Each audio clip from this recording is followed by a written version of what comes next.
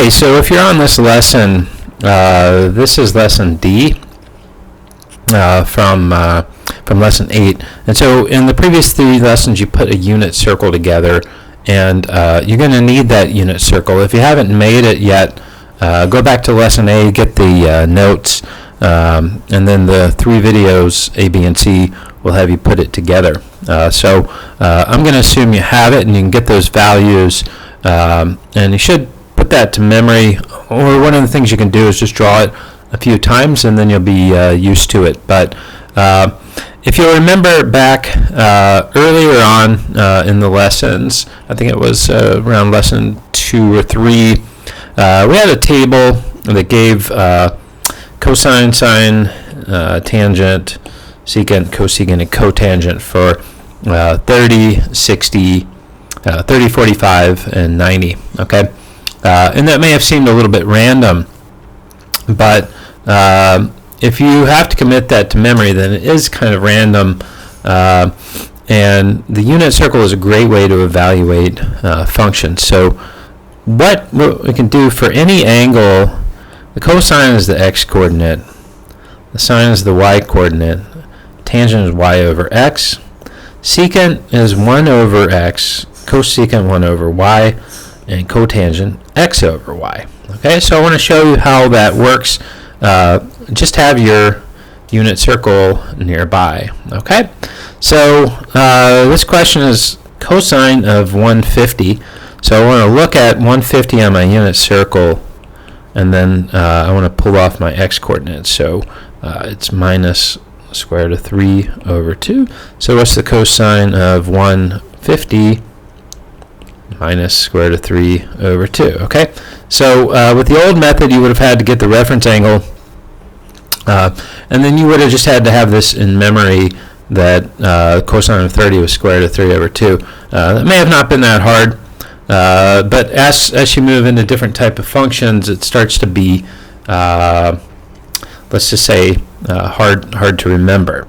But with your unit circle, now let's take something like secant of 330. So secant, the secant is just 1 over the x-coordinate. Okay,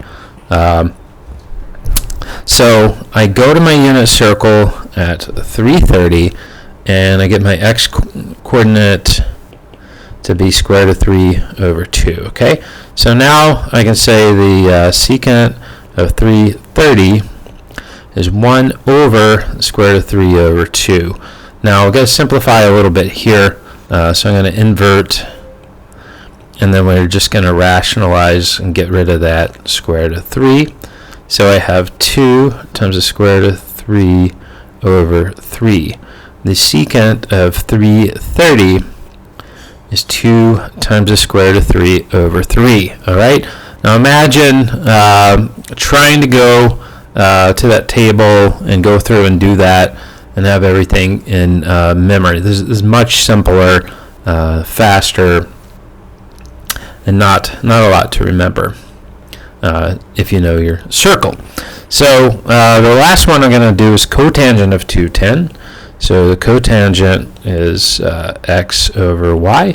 Now I'm going to go to the unit circle at 210, and my x value is minus square root of 3 over 2, and the y value is minus 1/2. Okay, so let's set this up. Cotangent of 210, we're going to have minus square root of 3 over 2 over minus 1/2.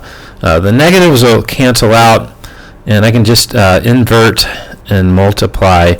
I'm going to have square root of 3 over 2, I'll multiply that with 2 over 1, so the 2's will cross out, and I'm just left with square root of 3. Alright, so the cotangent of 210, the exact value is square root of 3. Okay, so just with your unit circle, and just these very easy to remember formulas, they go right along with what we've learned so far in this unit. You can evaluate any of the angles on the unit circle, and you don't need to memorize any particular chart to do it.